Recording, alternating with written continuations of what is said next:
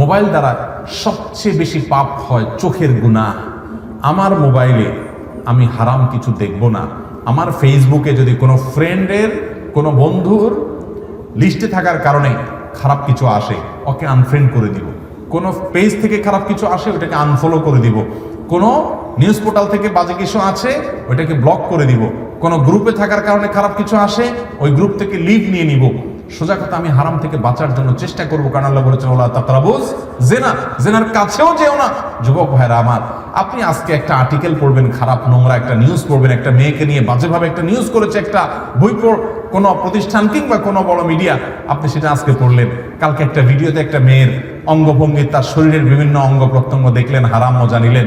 আপনি পরশু আরেকটা হয়তো ভিডিও ক্লিপ দেখলেন, অশ্লীল কিছু দেখলেন, আপনার মনটা অস্থির হবে। আপনি চোখের জেনা থেকে মনের জেনায় চলে যাবেন, আপনি অনেক জেনায় চলে যাবেন। আপনার বৈবাহিক জীবন ধ্বংস হবে, ঈমান আমল ধ্বংস হবে, আপনি ইবাদতের স্বাদ থেকে বঞ্চিত হয়ে যাবেন। এই জন্য স্মার্টফোন ব্যবহার যারা করবেন, এই গুনাহ থেকে বেঁচে স্মার্টফোন ব্যবহার করা মানুষ এখন সোনার হরিণ হয়ে গেছে। ঠিক না ভাই? ঠিক। আমরা যতগুলো পয়েন্ট বলছি, মধ্যে সবচেয়ে গুরুত্বপূর্ণ হলো এই পয়েন্টটা। বিধায় মোবাইল ফোনে হারাম কোনো কিছু দেখার ব্যাপারে আমাদের সবচেয়ে বেশি সতর্ক থাকতে হবে, সেটা দেখা থেকে সাবধান, আপনার বিরত থাকতে হবে। আল্লাহ তাআলা আমাদেরকে তৌফিক দান করুন। অনেক যুবকরা আমাদের কাছে প্রশ্ন লেখেন, ভাই আমরা মাস্টারবেশনে আক্রান্ত, হস্তমৈথুনে অভ্যস্ত হয়ে গেছি, বাঁচতে পারি না। এর প্রধান কারণ হলো এই মোবাইল ফোন। আমি বলি যে আপনি মোবাইল ফোনটাকে, স্মার্টফোনটাকে চেঞ্জ করে ফেলেন, একটা বাটন ফোনে চলে যান। 6 মাস আপনি নিজের বিরুদ্ধে নিজে সংগ্রাম করেন, ইনশাআল্লাহ দেখবেন আপনার এই বদভ্যাস এমনি কি হয়ে গেছে, দূর হয়ে গেছে। ভাইরা আমার, আল্লাহ তাআলা আমাদের এই যৌবন সম্পর্কে, সময় সম্পর্কে জিজ্ঞাসাবাদ করবেন। এগুলো বিশ্বাস করেন, আপনার দুনিয়ারও কোনো কাজে আসবে না, দুনিয়ারও কোনো কাজে আসবে না, আখিরাতের কোনো কাজে তো আসবেই না। আপনি বলবেন আমি ইনফরমেশন জানতে চাই, আমি তথ্য সম্পর্কে সচেতন হতে চাই। যেই তথ্য আপনার জানা জরুরি, ওইটা আপনি স্ক্রল না করলেও জানবেন, আপনাকে কেউ না কেউ বলবে। অতএব তার জন্য মূল্যবান সময় নষ্ট করা যাবে।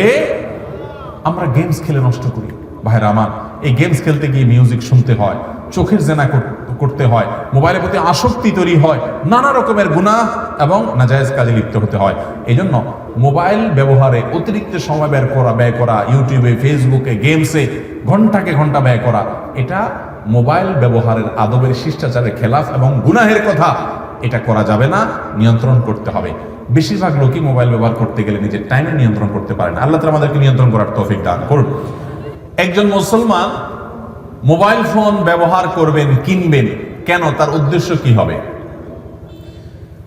যদি তার উদ্দেশ্য হয় এর মাধ্যমে ডাটা সংগ্রহ করা, বিভিন্ন তথ্য আদান প্রদান করা, যোগাযোগের সুবিধা হওয়া, এই জাতীয় উদ্দেশ্যগুলো আছে, বৈধ উদ্দেশ্য আছে, তাহলে এই উদ্দেশ্যে যদি কেউ মোবাইল ফোন কিনে, সেটা বাটন ফোন হোক, স্মার্টফোন হোক, সেটা কেনা জায়েজ।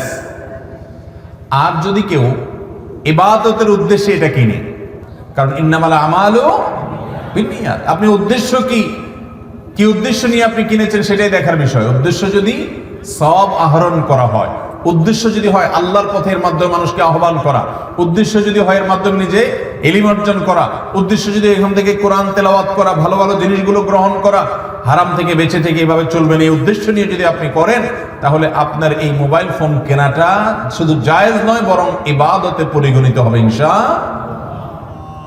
আর যদি উদ্দেশ্য হয় বাকাওয়াতি করা, অহংকার করা, যে আমার কাছে এই সেট আছে, আমার কাছে অমুক সেট আছে, এটা অন্য কারোর কাছে নাই, এইরকম অহংকার যদি উদ্দেশ্য থাকে, অহংকার করা যদি উদ্দেশ্য থাকে, যেমন অনেক যুবক ভাইদেরকে দেখবেন এমন ডিভাইস, এমন মোবাইল ফোন কিনছেন উনি, যে এটা হয়তো আশেপাশে কারোর কাছে নাই, মাত্র বের হয়েছে, তো এটা কেনার জন্য সে পাগল পড়া থাকে।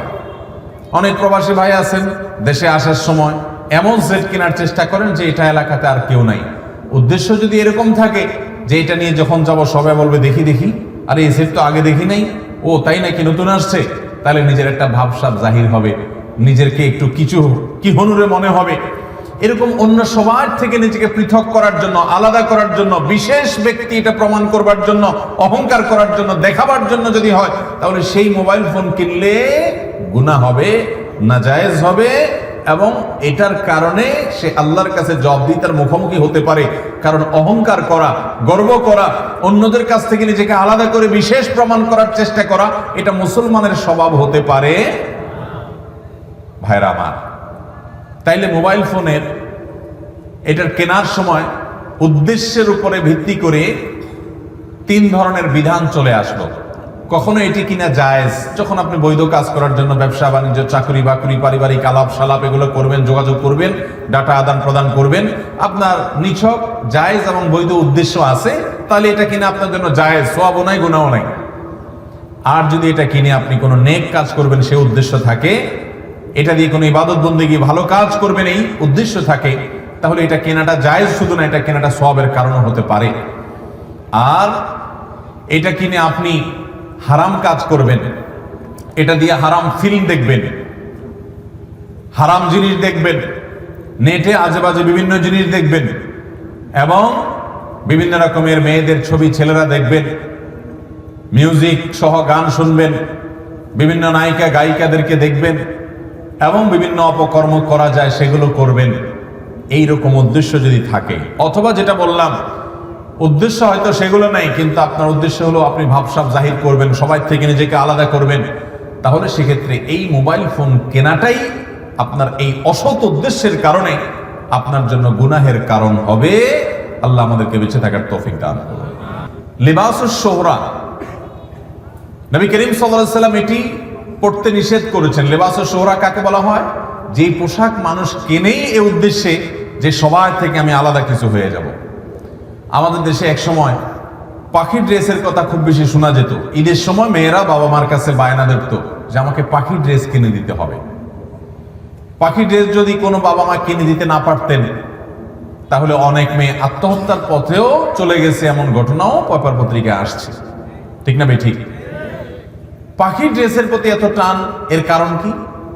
এর কারণের ভিতরে একটা কারণ এটাও যে এটা কেউ কেউ পড়ছে, সবার নাই, তো আমার যদি থাকে তো একটা অহংকার হবে যে আমার কাছে এটা আছে পাখি ড্রেস।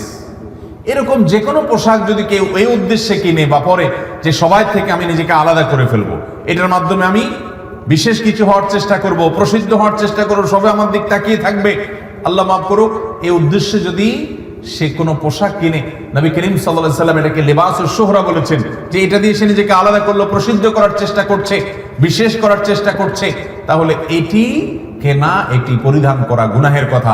ঠিক একইভাবে মোবাইল ফোনের বিষয়, আল্লাহ তাআলা এই মোবাইল ফোন কেনা এবং ব্যবহার করার ক্ষেত্রে আমাদের উদ্দেশ্যটাকে, নিয়তটাকে খালিস করার তৌফিক দান করুন।